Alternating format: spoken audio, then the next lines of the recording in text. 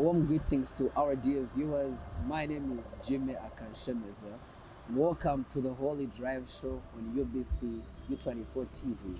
We are coming to you from Serena Hotel Gardens, where I'm honored to be hosting a senior citizen of this country. He's a preacher of the gospel, the Lutheran, and he's a passionate preacher of the gospel.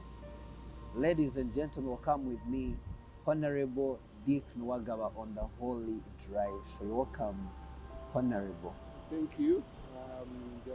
Greetings, our viewers. Like you have heard, my name is Nwagaba Dick. I am a Christian, yes. I'm also an author, a writer of books. I am also a politician. Exactly. Talk about that. In which context? I am a politician who, by the grace of God, has participated in the just concluded Member of Parliament race for Makinde Sabagabo. It was a good run, it was a good race. The participation alone was very educative. We did not get the victory, but we got the votes. Amen. But we didn't get the victory. So I am, yes, a politician, and I am a Christian whom God has discipled and formed to be among the generation that will indeed bring a change in the politics of this nation. What compelled you to join politics? You're a preacher, you know? What compelled me to join politics was a call for leadership. I kept telling people all through my campaign time, and I still say it up to today, although some of my close friends say, no, you're a politician. But I always tell them I am a leader. But we are in a nation that has been led for so long that people have forgotten what it means to be leader. We have been blessed with a good nation. Our country, Uganda, is a blessed country. If you look among all the countries in Africa, you'll discover that Uganda has the best climate, the best soils, the best nature in the whole of Africa. And that is not by coincidence, but God designed this nation to be a blessing to us. And what it is missing now are godly leaders that have been called to steer and steward the resources of this nation towards the cause that God put those resources in this country. There is a time when Uganda was being prayed for by prayer warriors and intercessors. I want to remind Ugandans that when we were praying about 20 years ago, God gave a word through, I think it was Apostle Mulinde, that this nation has resources that have not been discovered. And this was about 20, 30 years ago. And we didn't know that these resources were there. But God gave him that word and said, Uganda has resources, and those resources will be explored and utilized to serve the purposes of God. There is a destiny that God has put on this nation, and that destiny will come to pass when leaders who know how to steward the resources that God has given us towards doing what God has called us to do as a nation. There is a time we were called the food basket of East Africa. There's a time we were called the Pearl of Africa. All those were prophetic words that must come to pass now, that must be manifested now. And I think the gap, what we are missing to make that come to pass, is leadership that focuses on ensuring that God is seen in what you do. Like our motto says, for God, and my country. Where do you come from, Honorable? I come from, like I said, Machinde Sabagabo. That's where my home is. I have been a resident of that area for now close to 20 years. I am a Ugandan, born and raised in Kampala. You're city born in short. I am a city born, but my home district, what you call a home district, is in Fiji district. Just a few kilometers away from the city center. You're a planned kid. Yes. Yes. How did you meet Christ? Oh, that is a journey that began many years ago. The story behind it is very interesting. When I was a child, I developed a sickness that my parents did not understand. I had swellings all over my body, and I was taken to Zambia Hospital. When I was taken to Zambia Hospital, I was treated there for about 3-4 months. I was hospitalized, and swellings would come all over my body. But there was a particular one that came through right here, in my heart. And I remember as a child, as I was being taken into the theater, the doctor told my mom, I doubt if he will come out because it is close to the heart. Exactly. And when I came out, the doctor said, this boy may not live for 3 years after that surgery. It is now 40+ years I am living, which I believe is a miracle that God actually preserved me for a purpose. And gave you life. And gave me life. So it goes beyond just being born. But I know that God gave me purpose to be alive. But when I was in B4, and this is in the 1980s, I think this was 1989,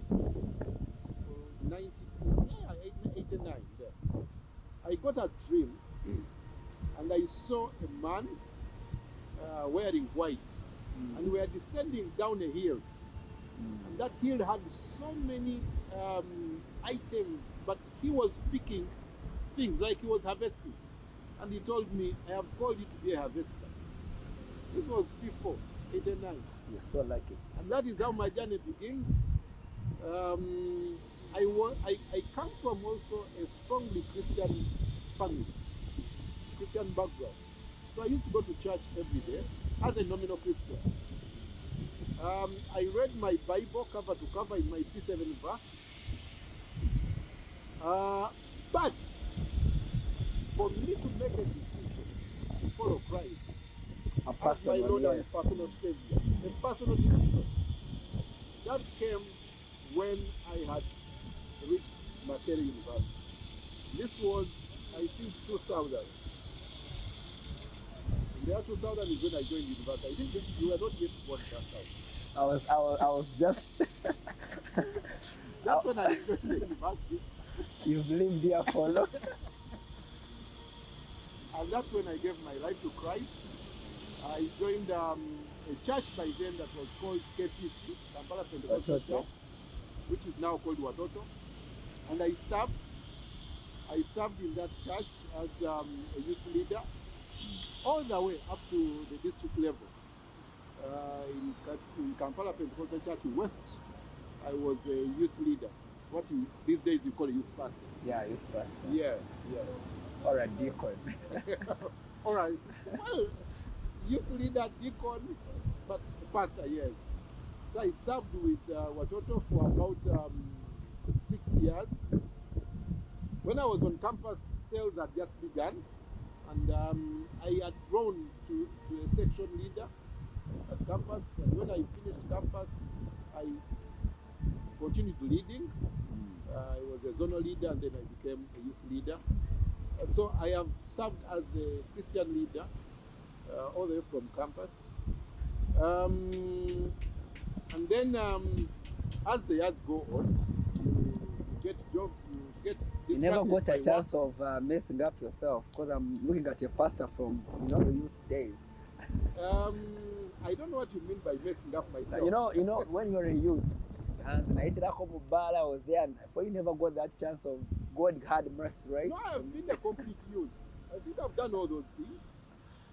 I've been a complete youth. There is no stage that I've missed.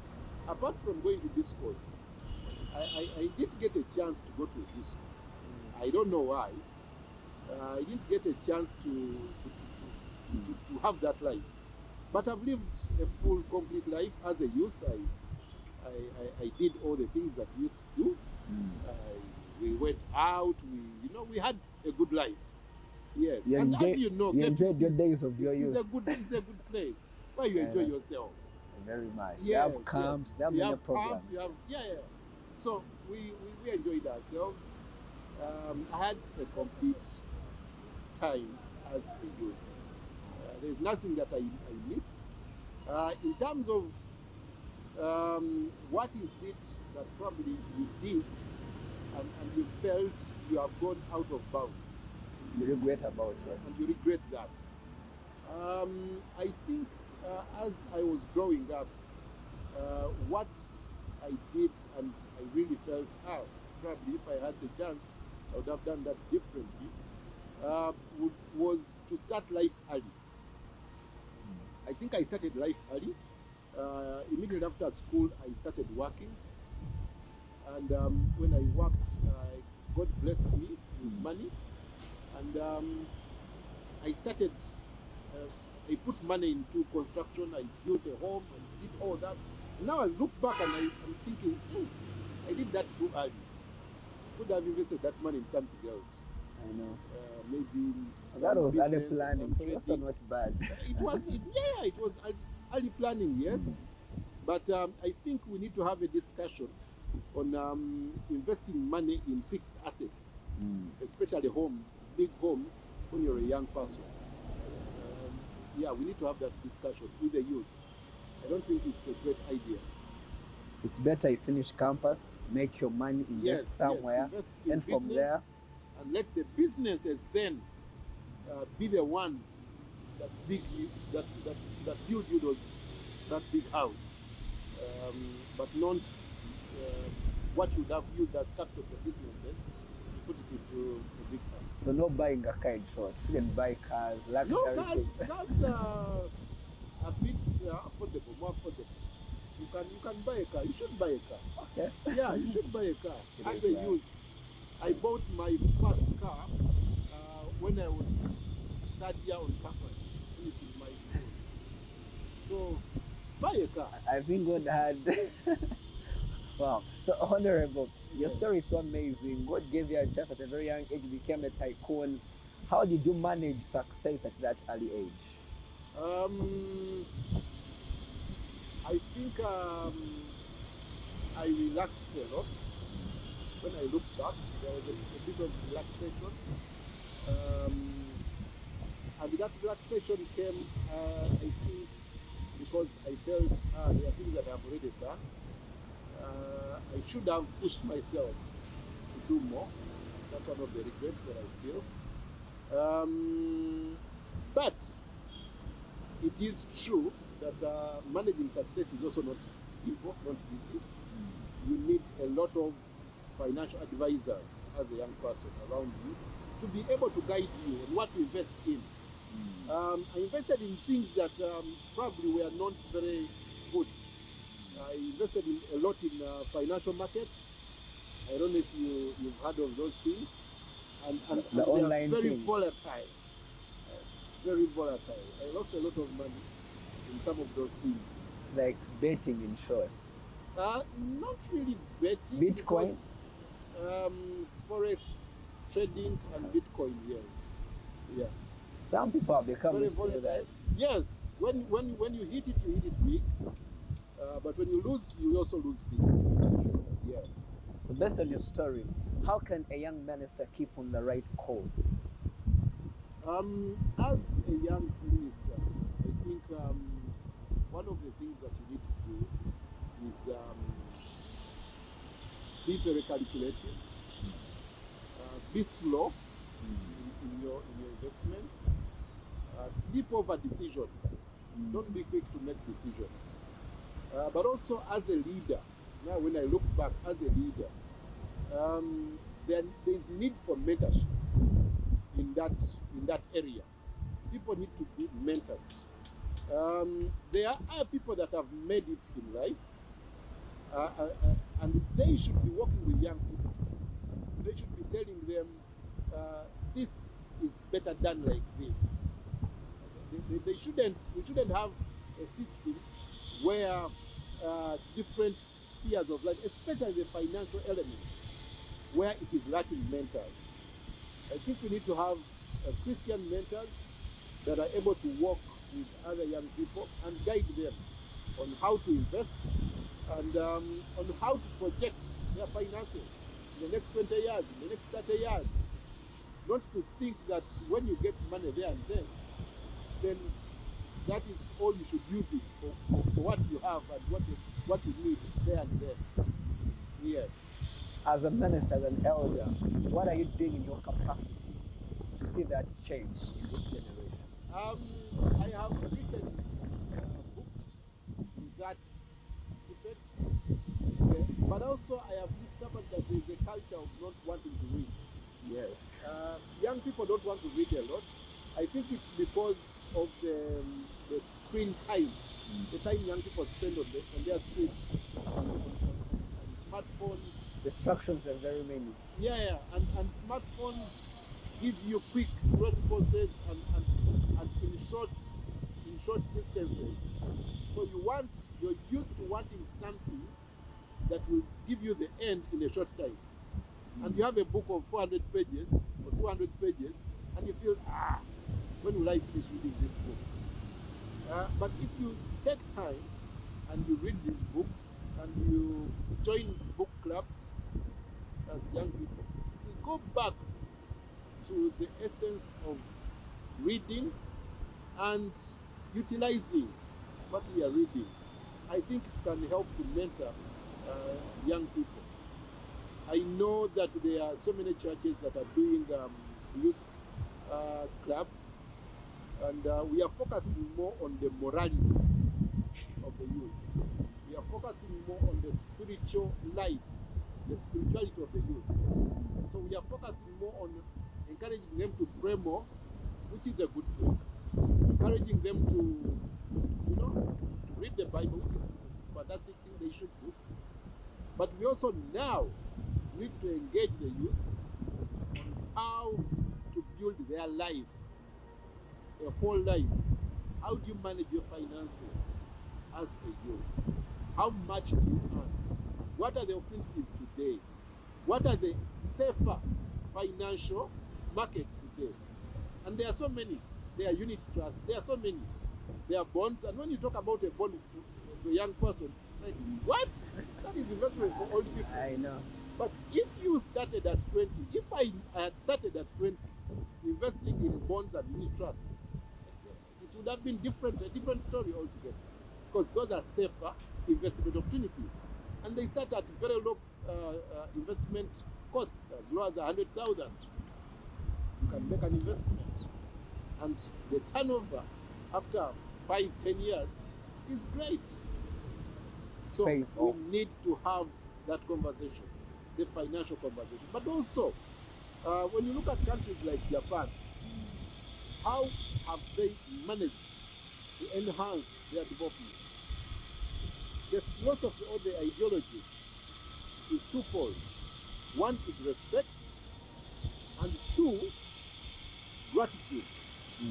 Being thankful for what you have, but also being respectful. Money deserves to be respected. When you don't respect money, it will not respect. How do you respect money, Honorable? How do you respect money?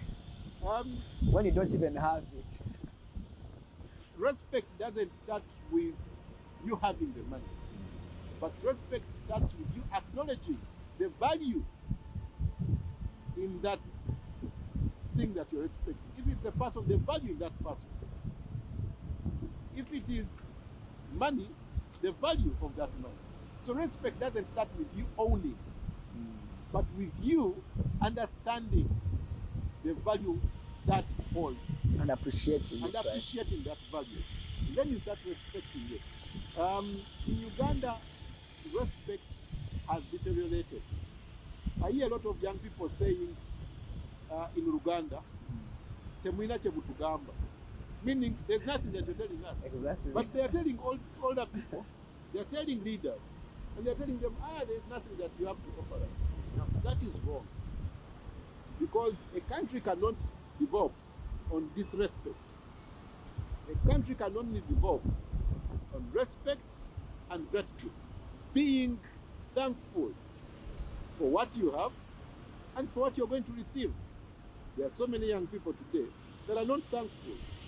Find a young person who's not thankful for the efforts that have been laid down by generations ahead of you. And he says, we are doing our own things. That's wrong. And I think that one is caused by where we come from, our homes. Parents are so busy for their children. Yes, but also the political environment. The politics today, and I'll keep bouncing back and forth in all these subjects, the political and the economic. But the politics of today is such that the young people feel that they have all the answers. Maybe because of ChatGPT and Grok.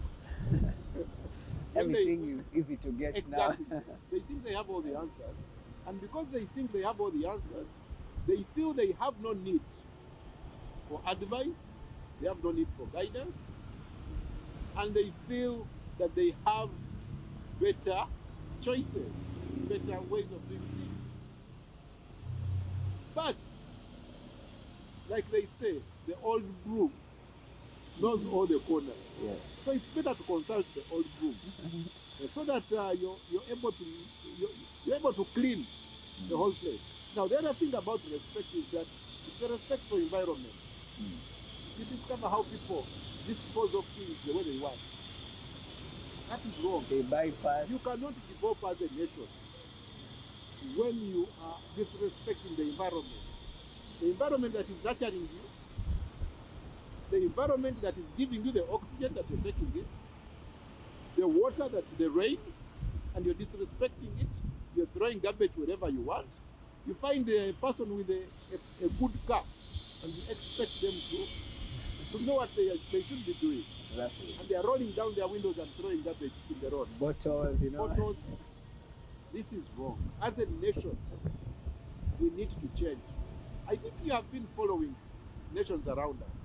And people give this example of Rwanda. Yeah, Rwanda is so clean. But they forget that actually speedy development came when they started cleaning up their streets. When that, I think it's a weekend where they, every month or there's a time they every last Saturday of the month. every last, I think, and they clean their environment. Then we started seeing rapid growth, rapid development. Why? There is something that happens when you are living in a clean environment. Development starts to happen. Your ideas, your mindset changes because you are in a clean environment. But the more we disrespect nature, the more we shall remain stagnant. So as leaders, we need to awaken the young people to have respect, to have dignity. We've just gone through a political season. It has wind up. And you've seen the disrespect in the politics. You find the box, the ballot box has 300 ballot papers, but the DRR forms have 600. And you wonder, what kind of mathematics is this? That kind of disrespect in our political space is what needs to be captured. And we allow people to appreciate and respect dignity. You know, countries that have developed on certain core values. America, with its liberty, where they declare that people are created equal. Now, that alone, that statement, knowing that you are equal one to another, allows you to respect the dignity, the right of the other person, because he is a human being just like you. But when you disrespect your neighbor, your friend, then there is chaos. So we need to reorient our young people. We need to reorient ourselves as a nation, and we start to think, but what is going to cause the core? What is going to be the core of our respect? Because where does respect come from? As a Christian and people of faith, respect should come from knowing that we are all made in the image of God. In the image of God. Yes. We shall begin from there in our second episode. It's been a pleasure having you, Honorable, on the Holy Drive Show, UBC U24 TV. Till next time, shalom, shalom.